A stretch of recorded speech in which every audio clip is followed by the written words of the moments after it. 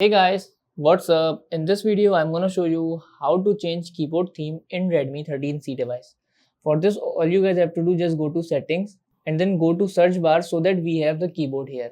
Just click on settings and then as you guys see, we have theme option here. So just tap themes and we have these themes here. These are default theme, the color theme, landscape theme, and colors, the gradient, dark themes, and just select anything which you like the most. I am selecting this one. So just download this theme. It look like this. Okay, let me select this one too, and it will be look like this. So if you want to apply this, just click on apply so that the keyboard theme will be applied. Just go back again and search. So as you see, the keyboard theme is now changed, and this is how we can change keyboard theme in Redmi 13C device. So that's it about the video. If this video helped you guys, kindly like the video and follow us for more tips and tricks.